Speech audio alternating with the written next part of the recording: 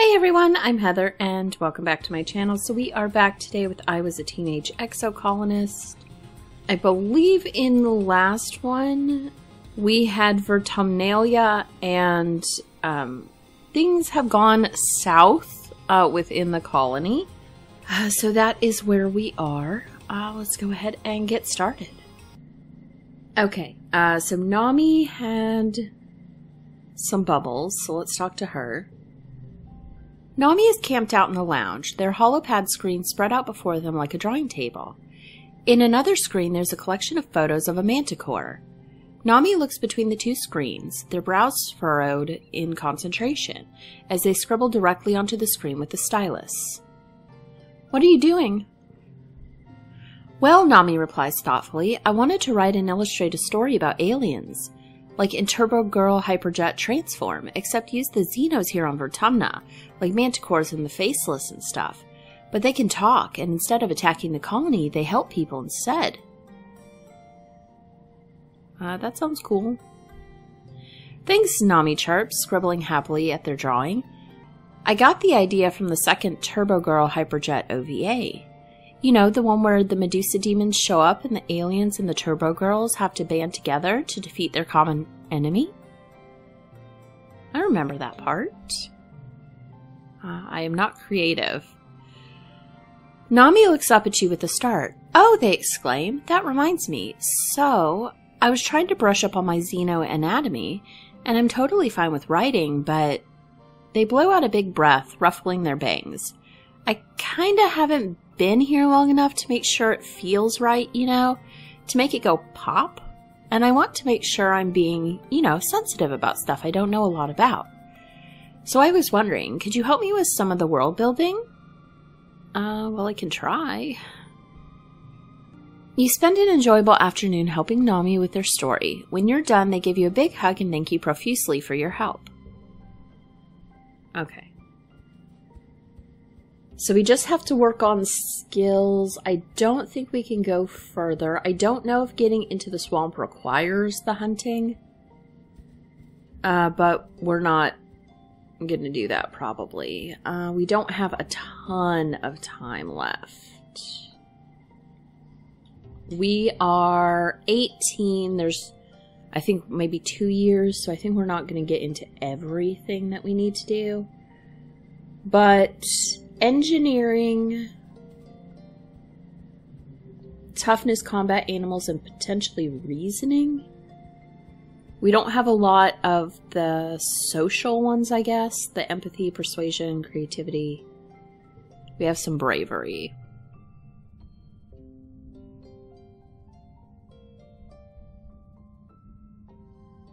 I mean, that gives us creativity, which I don't think we need to focus on at this particular moment. So let's do studying engineering.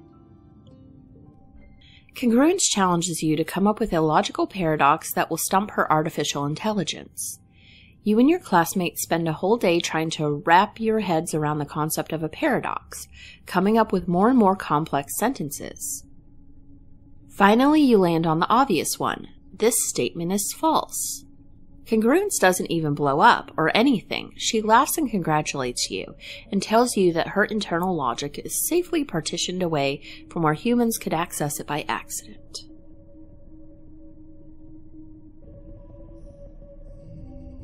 Alright, so this one should be pretty easy. I have a bunch of 5s.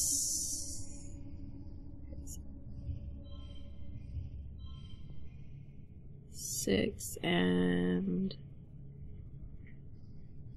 7. Okay.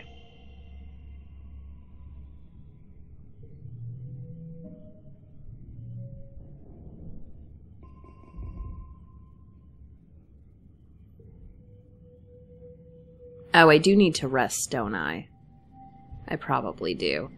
Okay, let's go hang out on the wall with this.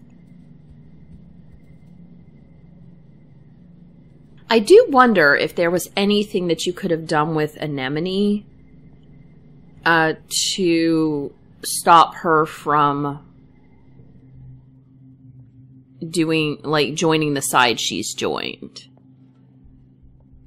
Because it was obviously due to the death of her brother, but I wonder if there was something you could have done that would have, like, changed that information. You and Dis have the kind of conversations that are impossible to describe afterwards. You talk about everything and nothing. What you think you'll be doing in 10 years, what are the best and worst parts about being alive, is human nature fixed or is it a product of society? Are emotions necessary for survival or do they just get in the way? Dis has some surprising opinions. You find yourself enjoying talking to him, even if he's a little intense. Okay. Yes, let's get rid of that 0 point. I have not figured out what the wild does, so we'll go ahead and get rid of that. You're browsing the colony bulletin board on your holopalm over breakfast when you notice a new post from Nami. It seems to be a short story. The title is Xenos to the Rescue. Oh boy. You open the story and read through it. Actually, you think you and Nami did okay. Sure, the premise of talking manticores is a little shaky, and Nami doesn't really spend enough time establishing the character's motivations. But it's still an entertaining read. You scroll through the comments. They're mostly supportive, if a little lukewarm, except for one.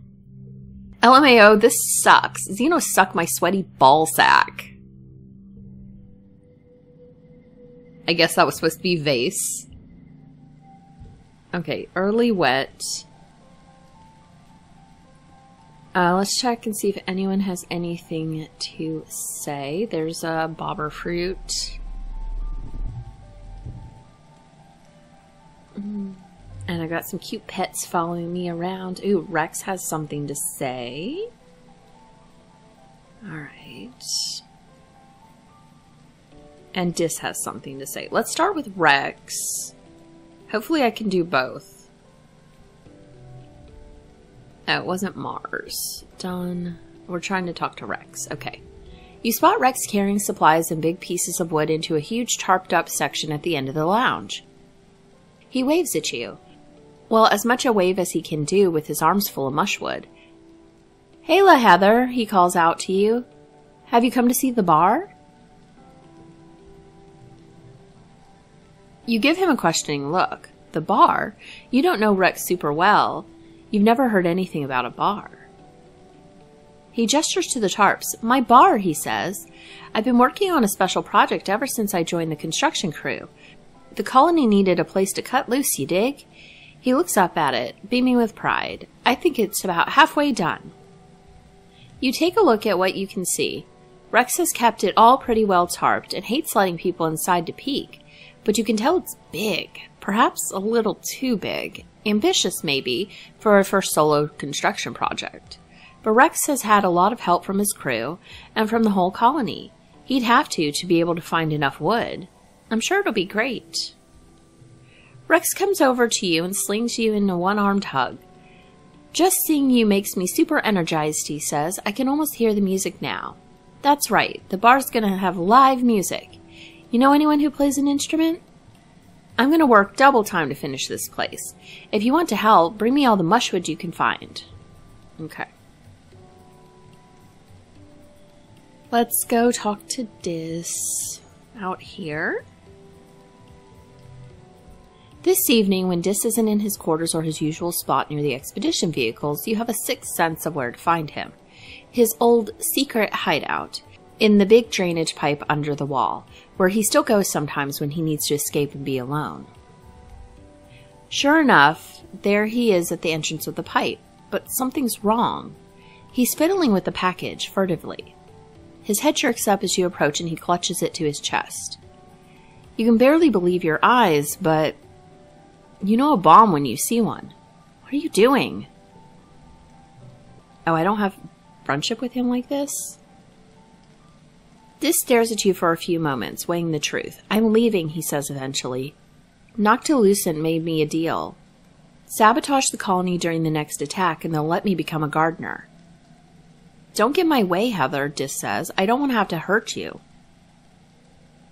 Empathy. I don't have empathy.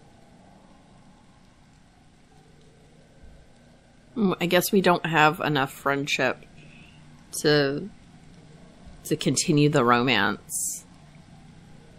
So we could try to stop him, or we could not stop him.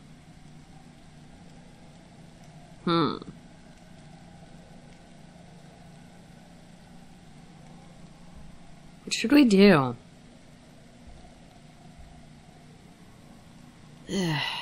That'll kill a lot of people. I kind of don't like it. Okay, I won't let you do this. Okay, we'll try. 94. Okay, and this is... Gem cards are wild. I don't know. I don't really know what the wild is. Okay, 7. Okay, and 6. Okay. 67. All right. I got a crappy bunch of 2-point cards, so let's do 3, 3, 5. Actually, no.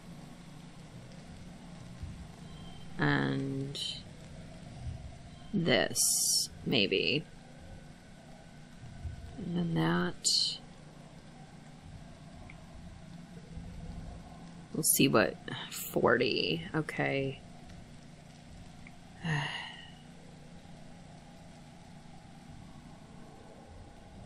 Okay, I'll do that one. Because they at least get +1. Another. Only 33. So I could change them all to that suit, maybe, because I have a lot of the yellow.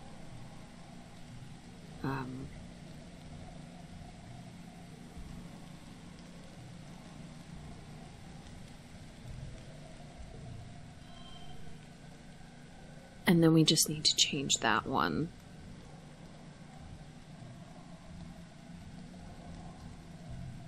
And then that one in the center is wild, so it should give us the whole thing. +9 stress. Dis clutches the explosives to his chest tightly and lets out a shuddering sigh. Okay, he finally says. Okay, I just... He shakes his head and hands it over to you. Take it, he says, before I change my mind. You dispose of the deadly package and thank all the gods from all the religions you can name that you were here tonight to stop this. Okay, Okay, we did decline that, so we don't have that option anymore. I don't really have a reason to go out. We're done, unless I just want to do events. I could do something over here. I don't need biology, so shoveling dirt gives me just toughness, which might be good. I don't really need that. I guess let's do toughness. Is that a muscle? You think you're getting a muscle. One whole muscle. Wow. Cal's very proud of you. Okay. 38.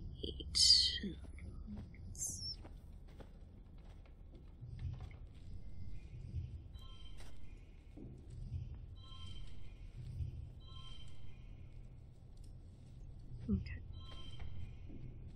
Oh, I need to fix something, don't I? This one's gonna go in here. Okay. Alright, there we go.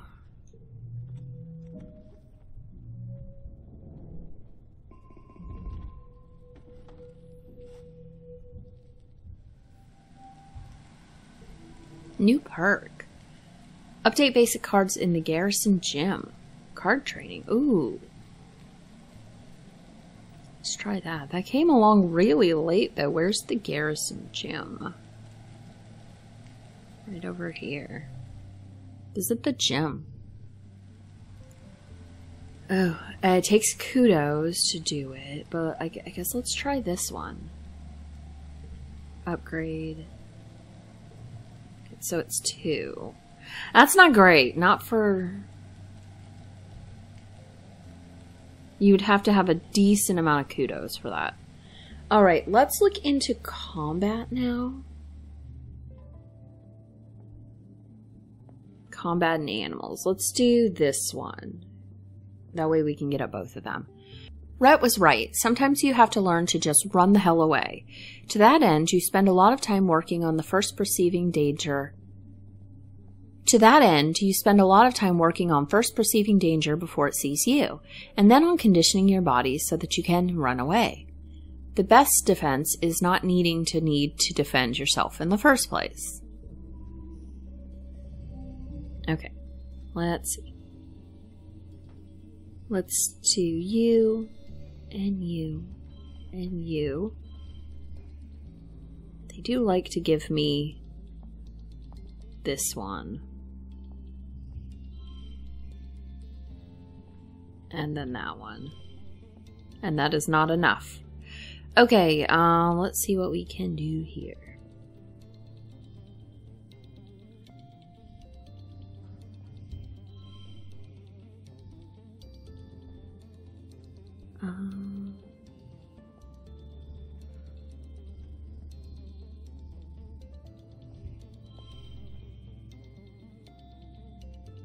Okay, so this is not good. I don't know that I have the cards for this.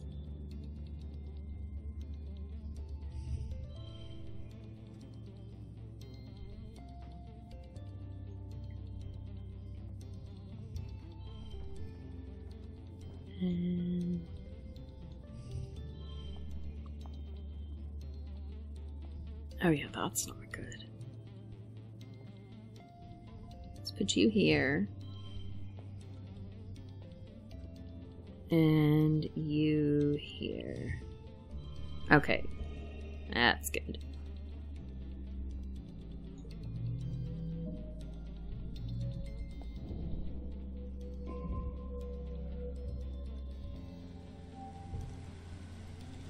Alright, let's check around for any things.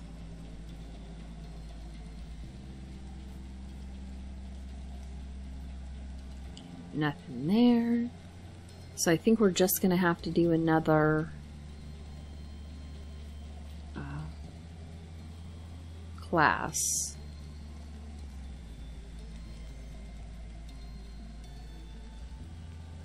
So I guess we'll go back into engineering.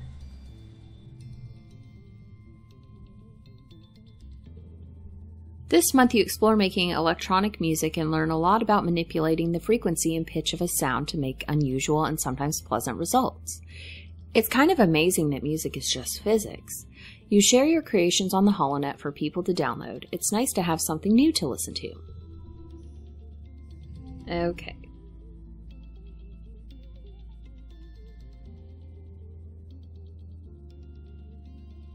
I do actually seem to have a disproportionate amount of red cards.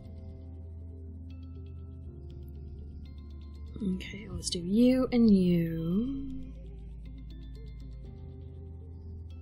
Oh, we're gonna have to add in a 2 anyway, aren't we?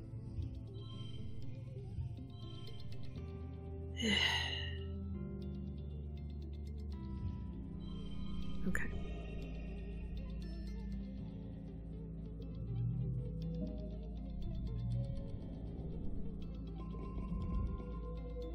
I almost want to rest just to try to potentially get rid of a card, but it is glow, so let's see what glow has for us.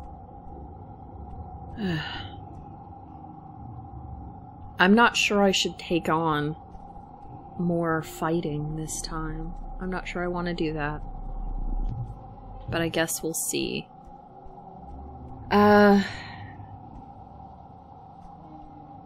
Combat, maybe?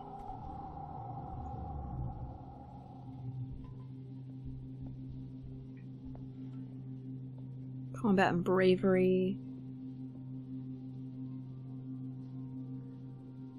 Lookout duty was perception in animals. Okay, let's do combat in animals. You drill on emergency protocols and how to shelter in place in addition to the regular fitness courses. Glow has everyone on edge, waiting for the inevitable attack. Okay. Yeah, I need to get rid of some cards.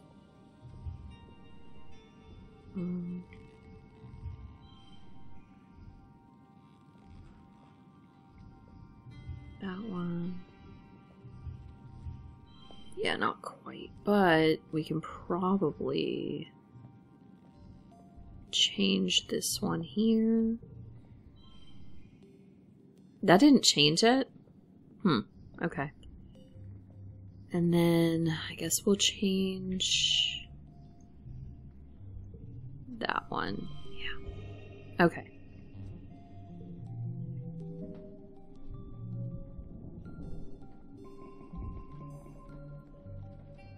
Okay, we're at least all over in the toughness. We're all over that kind of second hump there. You're heading to bed when the sirens begin to wail, heralding the beginning of the yearly xenofauna attack. Outside your window, you see the soldiers begin to form up. This year, Nem is heading up her own squad. You see her red hair bobbing along with the others as she rushes to the defense walls. Do I want to wait, or do I want to... I mean, that would give us, like, more stuff? Like, more things going on, probably. We did that last time, though, and I'm wondering if we want to try waiting it out. Let's wait it out. You close the windows and pull the covers over your head, then you get a holocall notification from Mars. You join to find Mars, Tangent, Cal, Rex, and Nami already in the call. I can see everything from my bedroom window, Mars says. Nemi's got her own squad and everything now. Look at her go. Cal makes a noise of discomfort, but doesn't voice his opinion. You and your friends keep the call open and speculate on what's happening outside, supplemented by Mars's observation and Tangent's readings of congruence's processes. Everyone is on the call except Vase and Nem, who are defending the colony, and Dis, of course. You open a private holochat with Dis, who assures you that he's safe. He just doesn't feel like pretending to root for the humans anymore. In the quiet following the battle, the colony comes out of hiding to gather in the courtyard, surveying the damage. Everyone looks weary, but you survived another year and with remarkably few casualties. As the gates are secured and people begin to pick through the massive xenobodies, you spot Dis watching from up on the walls. As he meets your eyes from a distance, you wonder how tonight's battle might have gone if you hadn't stopped him from planting that bomb.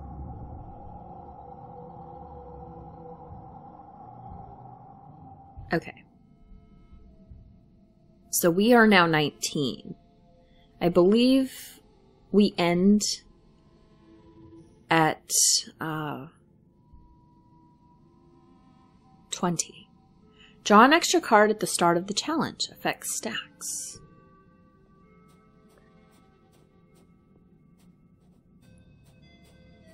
Let's see if there's anything... I guess going out into the world would get me items. I do need items.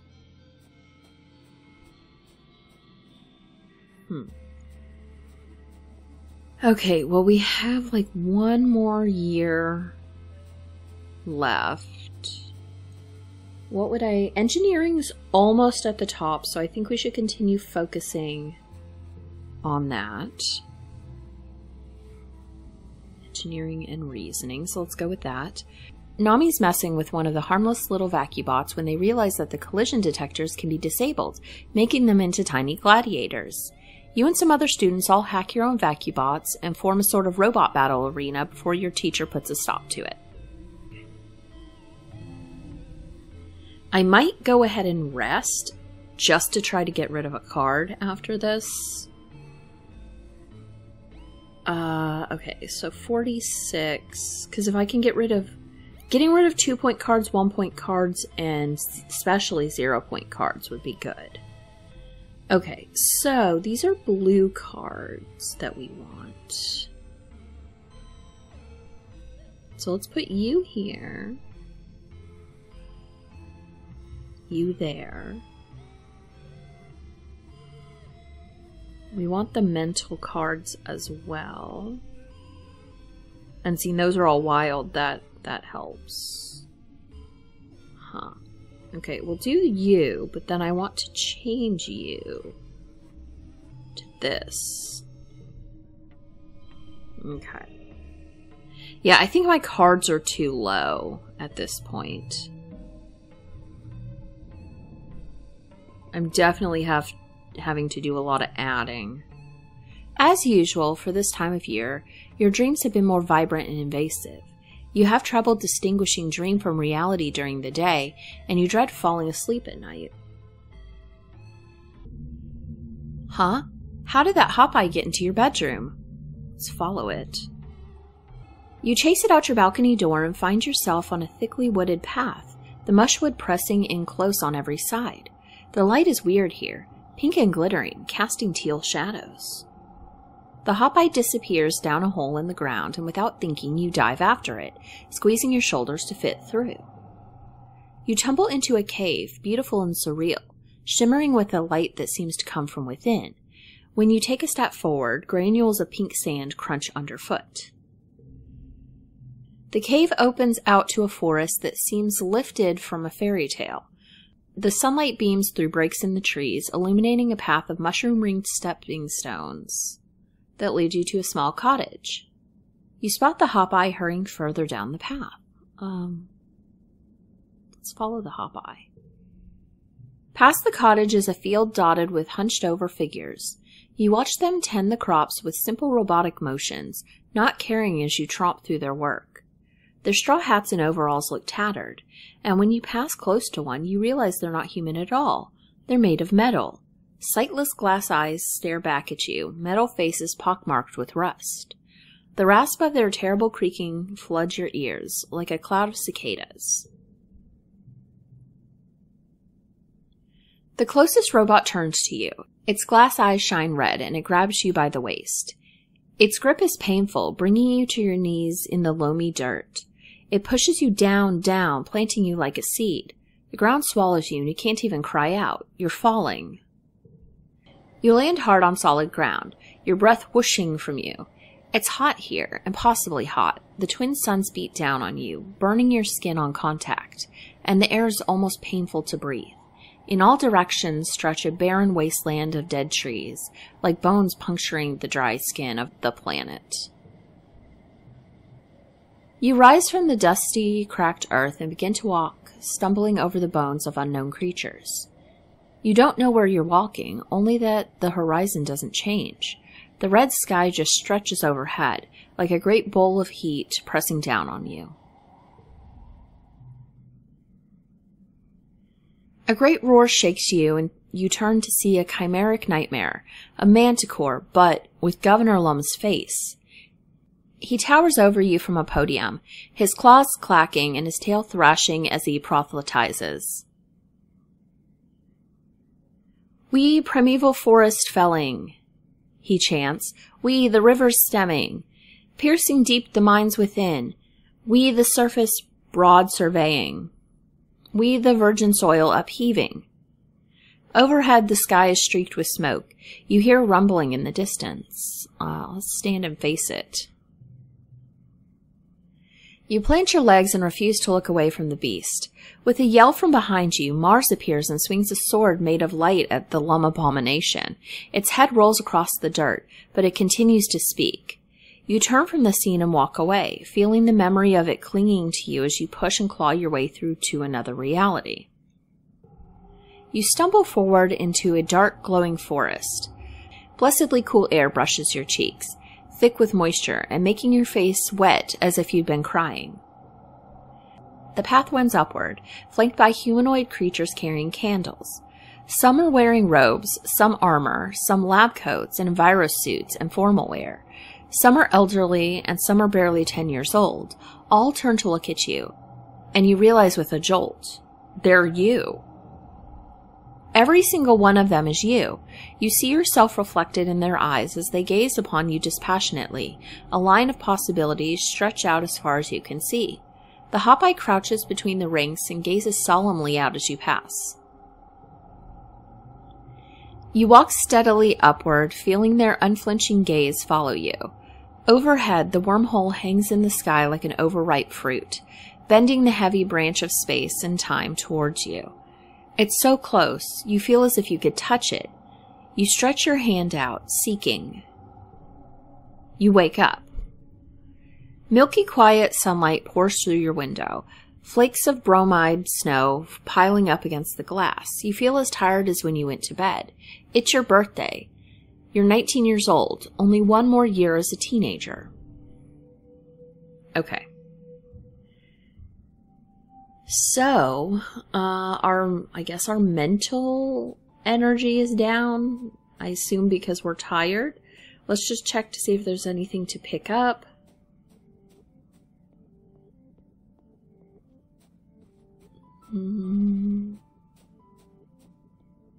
All right.